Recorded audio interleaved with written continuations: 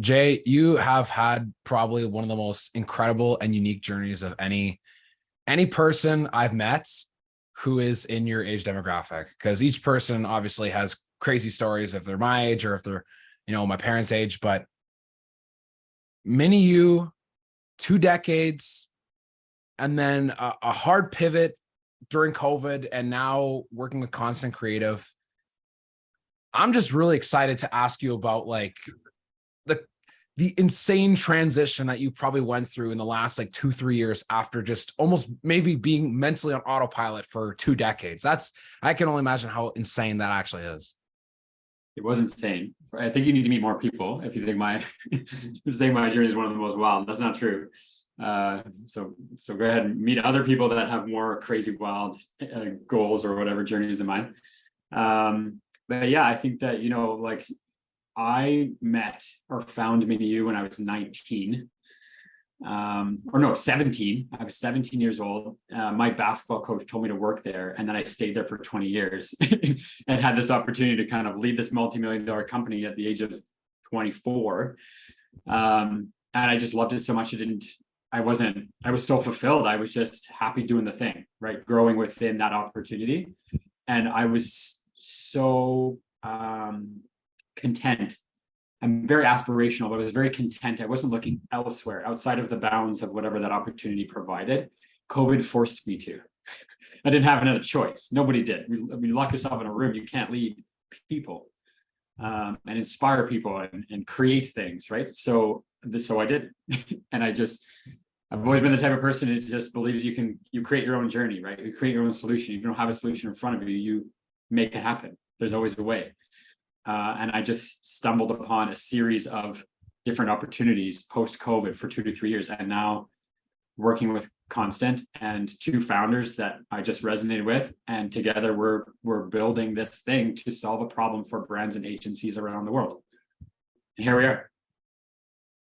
Working with Mini, you say it taught you a lot about inspiring people and really being able to understand how to lead others.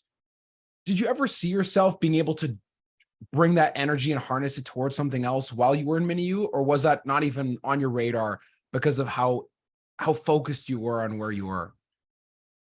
I think both are true.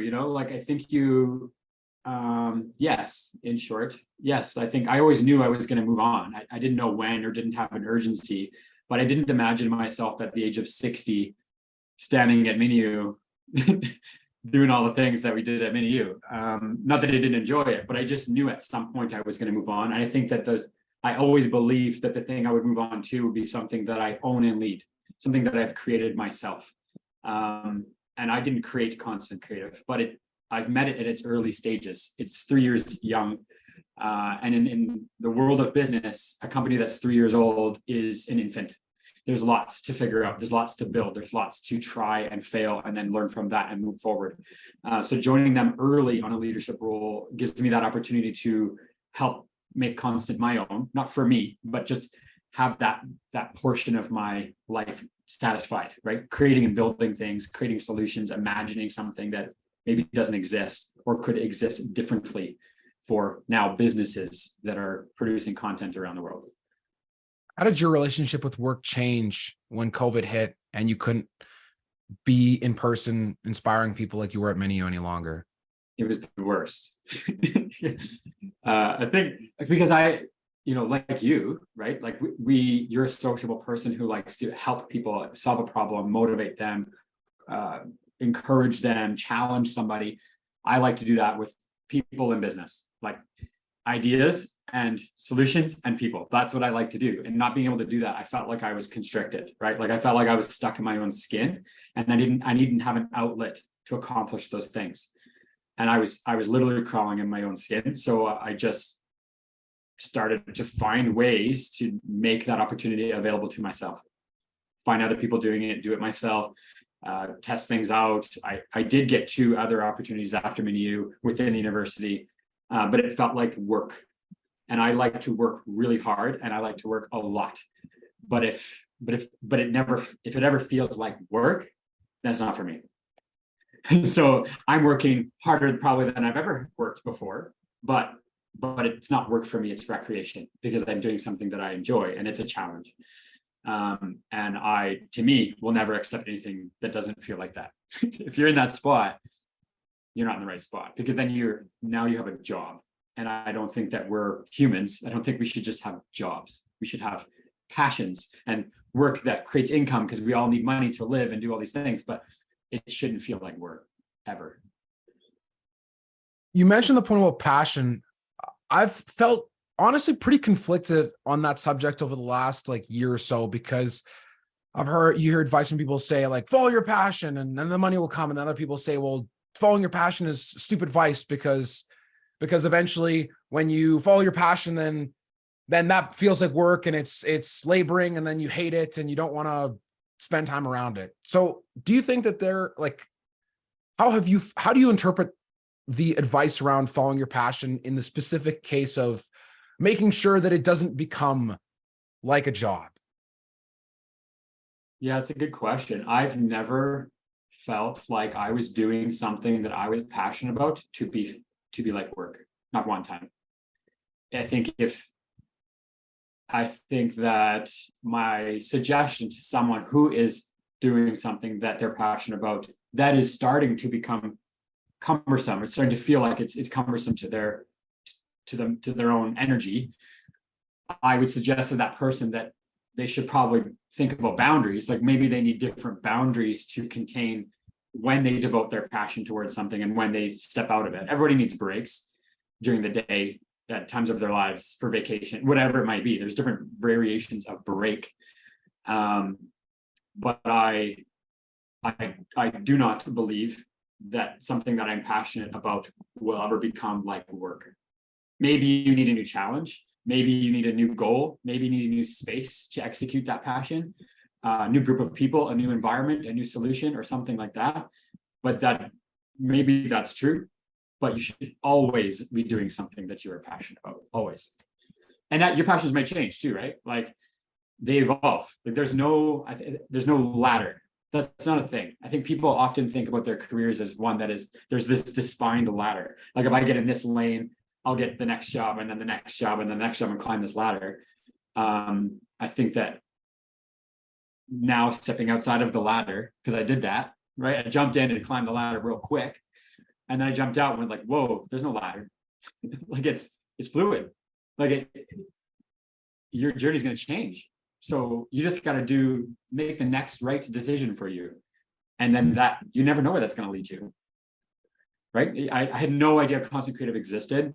And that's the journey I'm on right now. And it might be for a long time, but I don't know. I just know it feels good today. And so I want it to feel good forever. So it's up to me to kind of navigate that with the people that I'm working with. There's no ladder, right? So I think it's just moments of pause, right? There's lots of moments of pause to reevaluate and shift and make the next right decision for you. And you just don't know where that's going to go. One thing I heard when it comes to finding your passion is if you have things that you're good at, then you can become passionate about them. And that, like you said, as things evolve, your passions can change and it doesn't have to be stuck necessarily to one thing. And I think the boundaries thing is so key. Like if I reflect on experiences I've been through or from conversations I've had with other people who seem to have lost passion, I don't think I've actually ever thought about that. The specific instance of like the boundaries are broken or you didn't have boundaries in place. And then what happened was everything just blended together and then the things that weren't your passion or that you didn't like eventually just kind of contaminated what you did feel passionate about in the first place. Totally. I think the boundaries thing is a huge element. I love my wife and children, but I do not want to be around them 24 hours of the day. Like if you did that, like I'm a little tired of this right now. Does that mean I don't want to be a husband and a dad? No. But there are boundaries in which I become a dad and boundaries in which I am the husband, right? So it's the same with work. It's the same with everything that you do, is compartmentalizing your energies and being fully committed to that moment, that portion of yourself, which is different than when I go to a Bomber game and have beers with my buddies. Like that, those are different things, and all things contribute to your happiness, right? So, and that combination of things changes all the time. There is no solution. The solution is that you're managing all those compartments that make you happy and fulfilled, and give you money, and give you love and joy, and all this stuff, right? Those change all of the time. So I think that for me, like, I'm not expert at this because it always changes. But if I were to help someone or advise someone or coach someone, the earlier you can learn how to identify the pieces that you need. What are your anatomical pieces that make you happy? Number one, that's the thing. What do you need today?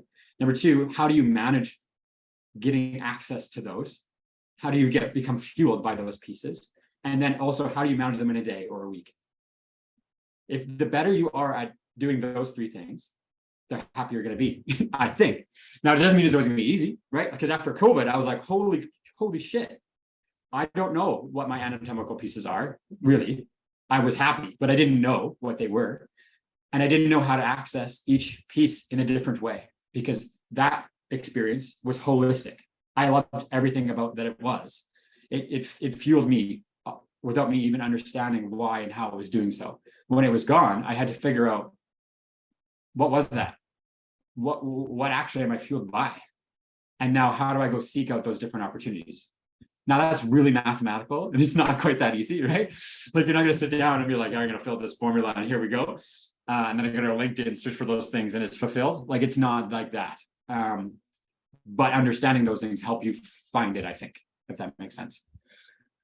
Yeah, like, when it comes to the work you do at MiniU, like, yeah, you're working with kids and the things can be really hectic, but you're inspiring lots of people. But then when you work with Constant Creative, like, you're working with a different demographic, but you see and feel the same energy of helping others and creating solutions. And then once you kind of like put together the dots, then you realize, oh, it isn't very formulaic in terms of like searching on LinkedIn and doing all these things. But at the same time, you start to figure out what it is. And I guess the unfortunate reality of being a human being is that it takes time, and it's not just some instantaneous, let me find it out, and you just go and search on a catalog or on Google or something.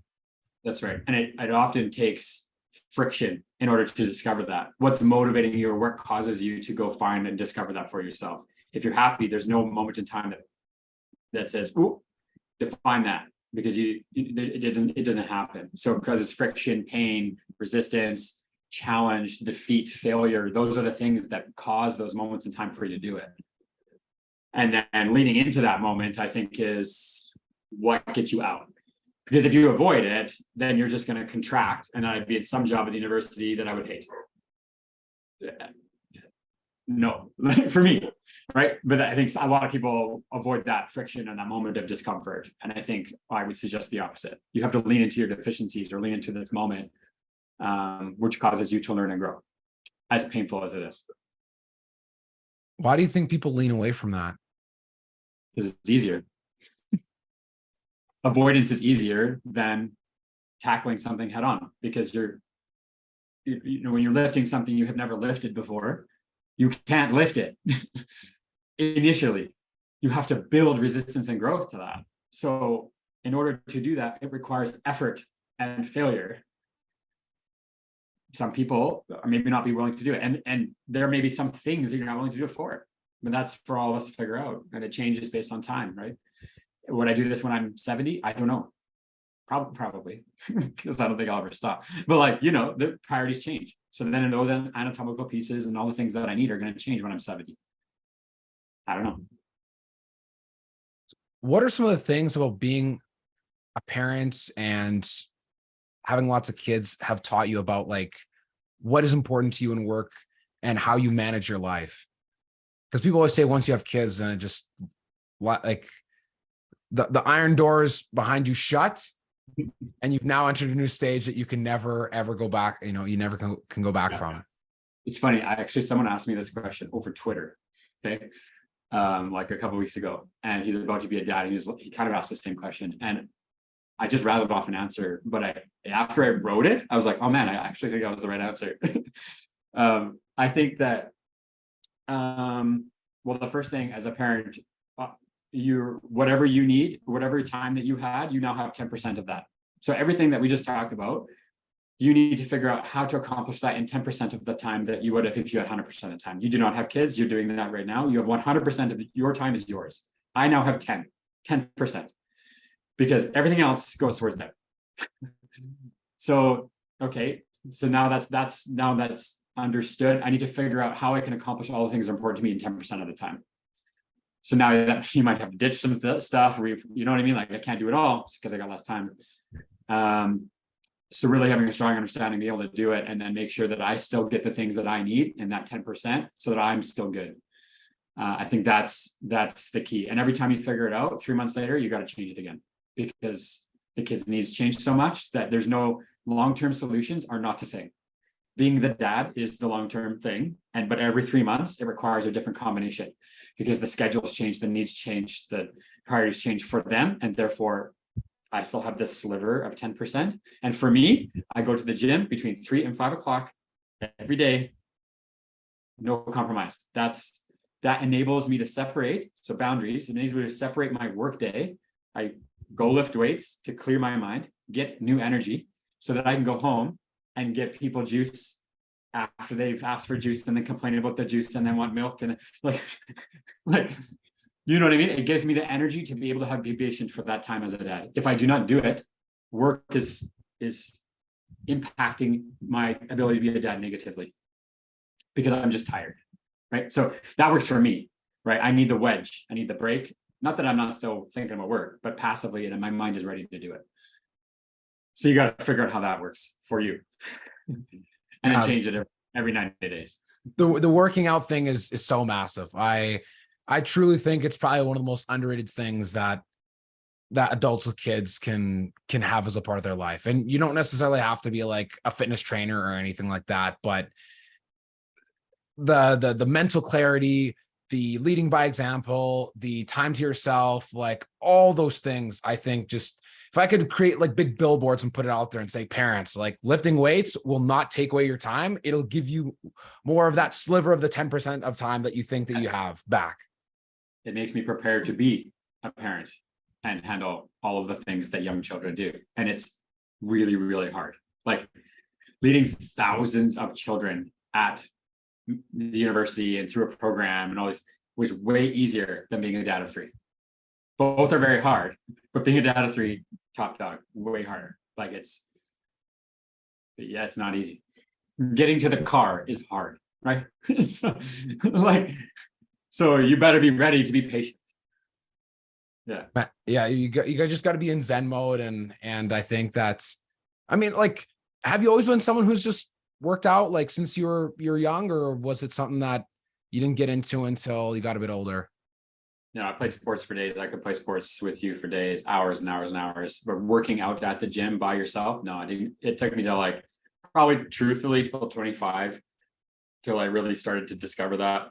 And to be honest, even right before we had our 3rd child, I was like, I need to do something, like, because I was feeling the weight of that. And that's when I decided I'm most tired of the day between 3 and 5 p.m. And I used to work out in the morning because that's just I wake up and I go. But I strategically put it right in the time where I was my shittiest. And it was the hardest thing, but I did that. And now it's the best thing, because I'm tired and I'm tackling that with working out, right? Like it's, instead of taking a nap, I insert it with something that gives me more energy. And that was a game changer for me. Well, understanding when I'm dumb and then throwing a workout right at that time was an amazing result for me.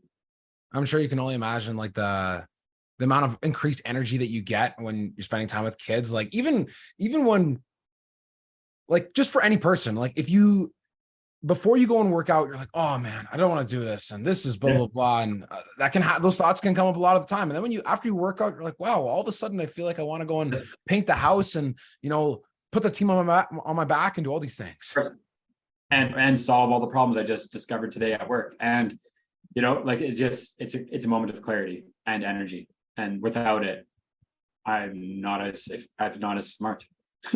I'm not as ready. And so what was it specifically though that like actually injected that into your brain when you were 25? You're like, I should probably start doing this rather than just like only playing sports. That's a good question. I'm not sure. I think it was just more of like you play sports less and less and less, right? Like high school carries this need for you to play sports, and then afterwards it might linger a little bit, but eventually your friend groups and all these things change.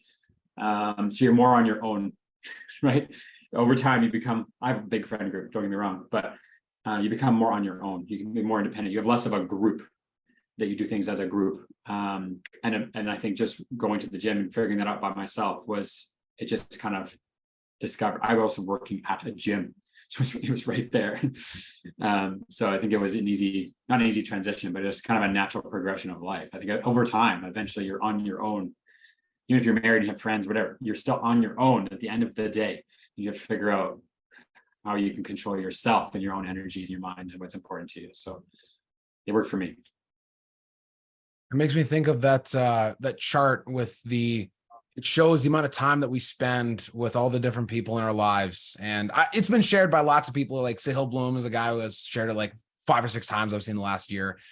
And not that the idea is original to him, but he's someone who's really been a champion of it, where it shows like time you spend with your parents, time you spend with your wife, time you spend with your grandparents, your kids, by yourself. And the chart shows time you spend by yourself goes up over time. And the time you spend with your parents goes down. Time you spend with your kids goes up and then down. And then the time you spend with your partner also rises. So, cherish the memories.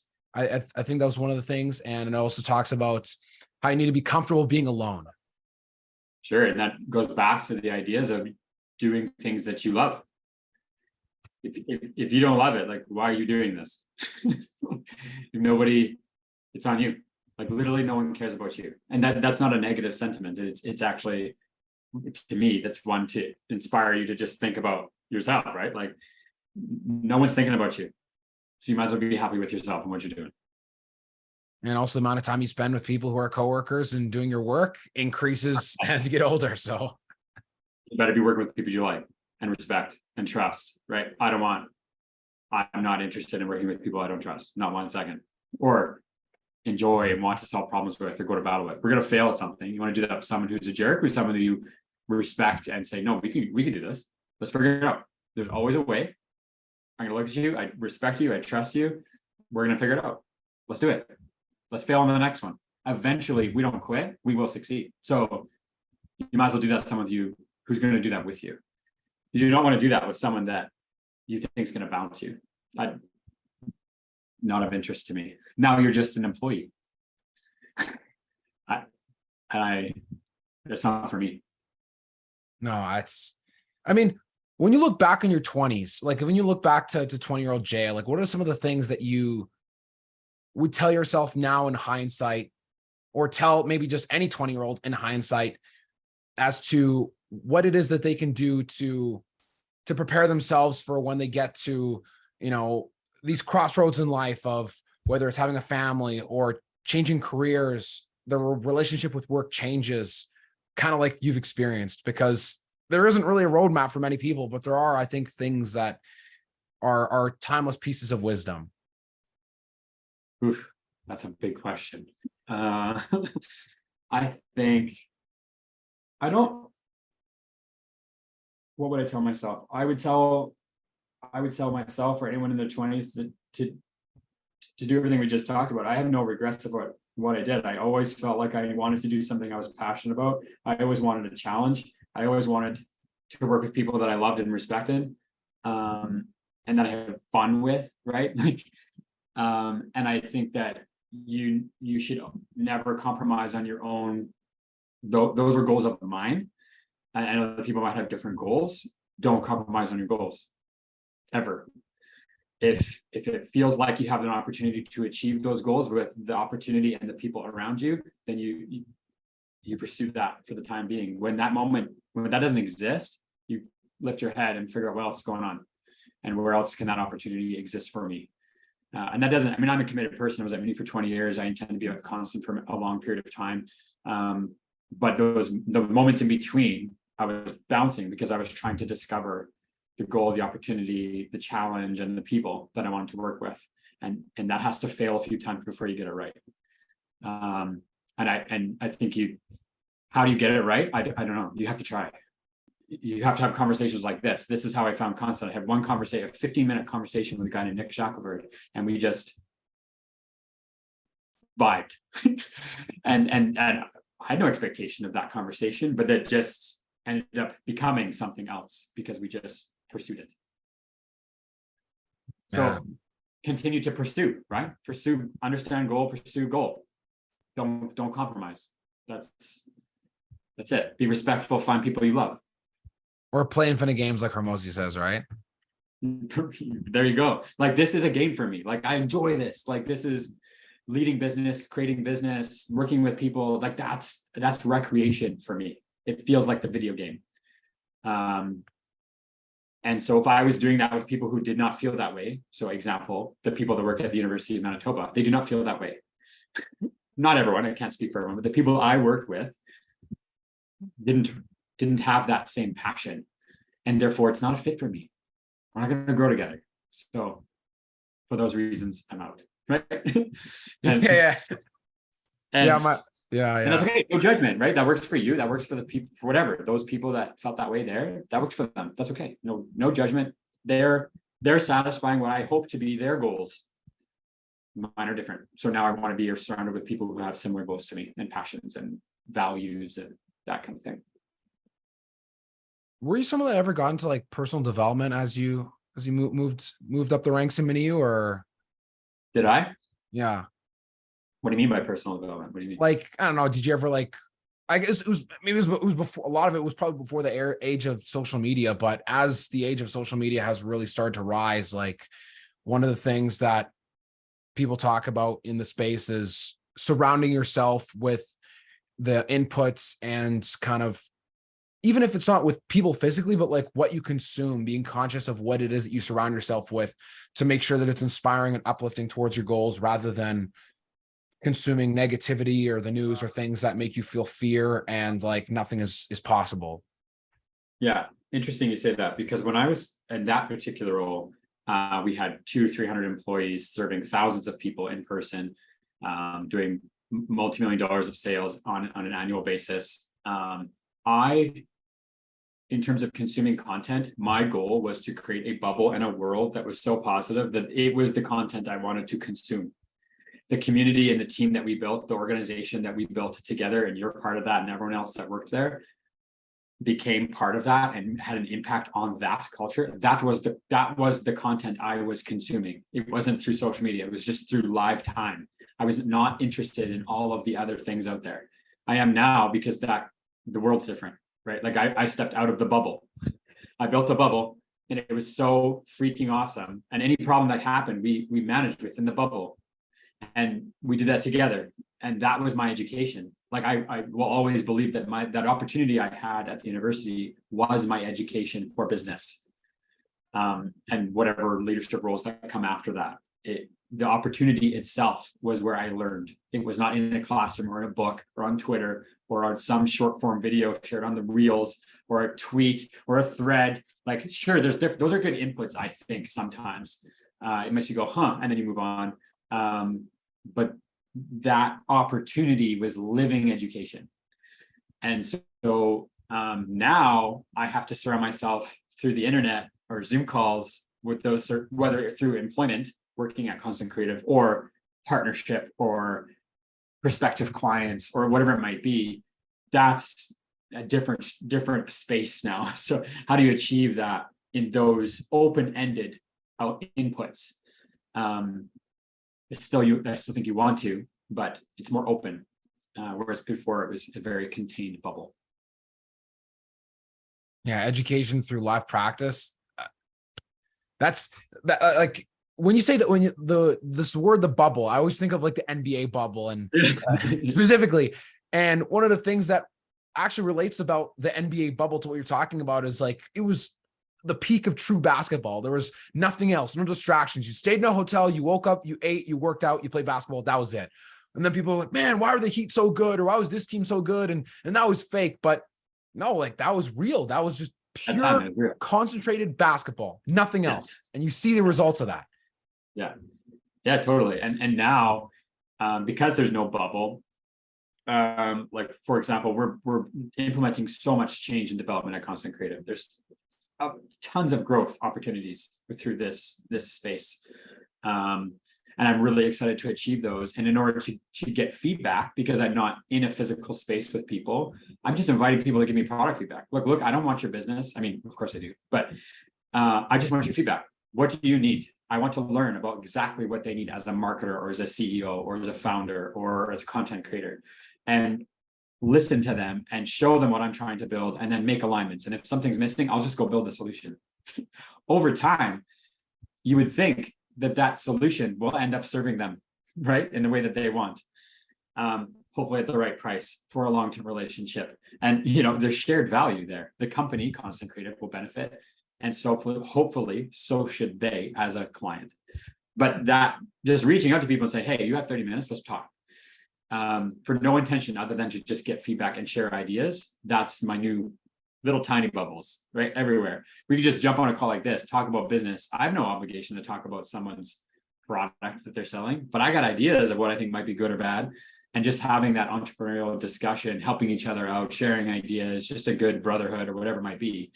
Good people doing good things with open to ideas, trying to solve problems relentlessly. Those are the people we want to hang with, right? Like whether it's for a 15-minute Zoom call or long term, right? We don't know, but that's what we want to do.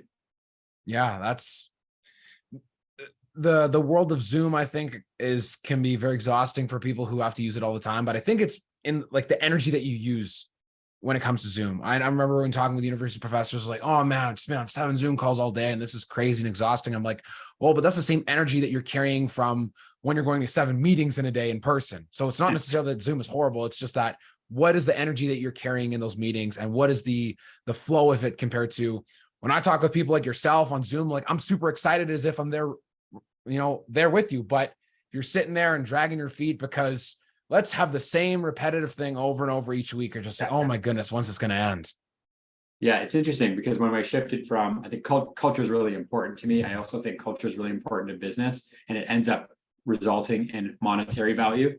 But more importantly, it ends up in resulting in really quality work, and also just makes you feel good to be a part of. So to be honest, I just think it's really that's a really important piece to the puzzle, which many entrepreneurs don't understand because they haven't yet understood and seen a large company. So I'm coming from the opposite direction, where I came from a larger group and now building one, as opposed to many entrepreneurs start with nothing and then they build, and then they're kind of caught with this moment in time where they're leading a company. So when I first arrived at Constant, one of the things in my mind was like, how can you translate this positive culture in person to a remote space? And it's a challenge. My answer to that is replicating the human interaction off the cuff during the day, right? So when we need to collaborate or solve a problem or laugh or roll our eyes at something, we immediately jump on a huddle, whether through Slack or a quick Zoom call. It's unplanned. It's not on the calendar. It's like, you free FTH, you free to huddle? And the answer is yes. I got 15. All right, cool. Jump on. It's the same thing I would do with you if I saw you in the hallway and you had a rough moment in the day. We would laugh. We would talk about it. We would solve it, and then we'd laugh about it. And be like, yeah, see you later. You just have to recreate that. It cannot be done through type. It does not work. There's no human interaction. So collaborate, solve problems, and laugh or roll your eyes at something on the screen, then jump off. That has a purpose. The purpose is to create human connection, and people work for human connections. And the result is going to be better if we do that. But it's hard. It's definitely different. I don't get to pass you in the hall and give you one of these and it means something. But being intentional to create that for the purposes of higher performance, good solutions, and eventually financial gain, it's worth it. But it's all those little pieces. Those are little hairs that eventually result in something, right? Absolutely. You gotta make do with what you have. And when you do work like this without having to physically be in person, then it really changes and forces you to not even think about the box. Like you just have to completely reinvent what it is you're doing. And I think there's a book called, it's like 10X is easier than 2X. And one of the things it talks about is like why you want to strive for 10X is so that you're forced to reinvent your systems and not just say, well, we just need to work harder and we just need to have a pizza party to to shush our employees. And like scheduled hangs over Zoom, that doesn't work. That doesn't work, right? Like problem solving, trying to meet a deadline, jumping on a call at 11 p.m. Be like, hold on one sec, dude, you're in India or you're in Vancouver or you're wherever you are in Paris. I'm going to get a beverage. We're going to jump on this call. I don't care if it's 11 p.m. We're going to jump on this call. We're going to solve this problem for the next 20 to 30 minutes. And then I'll see you tomorrow. That's real. Scheduled pizza happy hour on Friday from 1 to 2, where we're 20, 60, 100 people on a Zoom screen. That's nothing. It's flat. Nothing happens. There's no human interaction, right? It's 100 people interacting with one person. It doesn't work. It doesn't work. No, it doesn't. No, I don't know if I could have said that better myself. The amount of energy that I receive from you whenever we chat is just like, like just really bolts you up, because I think the biggest thing to me that I really take away from your experiences is like that culture matters. Like culture matters so much. Sports, Absolutely. business, whatever, you name it. You look at teams with good culture, whether it's in business or on the field or in the court, success is inevitable. You look at teams with bad culture, don't care if you got the most talented roster in the world, it's not going to be sustainable. It doesn't work. And I think that from a career perspective, being able to articulate and quantify culture's impact on finance, talent, retention, marketing, operations, efficiencies, satisfaction, being able to tie in that word that is really abstract, culture, to how does that correlate to those metrics? If you can do that well early and have evidence of your work being able to do that, then you become very valuable, or potentially very valuable, to said company or thing that you're trying to do. But being able to quantify that is a challenge for people. Often leaders or founders or CEOs, most in my experience, which was a surprise to me stepping out of Minu, may value culture but do not see it as a financial benefit. They see it as a cost, because it's effort that doesn't have a financial quantifiable measure. If I do 1 hour of a pizza party, which you should do in the first place, what value does that give us from a sales perspective at the bottom line? It can't be measured that way. So it's our job, for people who are leaders, who are passionate about that, who have an understanding of its impact, to break it into pieces and have it correlate across those metrics differently. Well, yeah, it is a challenge. It's the intangibles are the things that oftentimes are the most important. Like those are the fine details that really matter, and you can't quantify it now, but yeah, you gotta. When somebody experiences that and sees the metric rise, you can't unknow it. No, they will never forget that. Yeah, and but it's I think it is a very challenging point of execution, and then point of communication in terms of internal sales and internal marketing, personal marketing. But once you get that, opportunity might follow you. Absolutely, yeah. Once you see the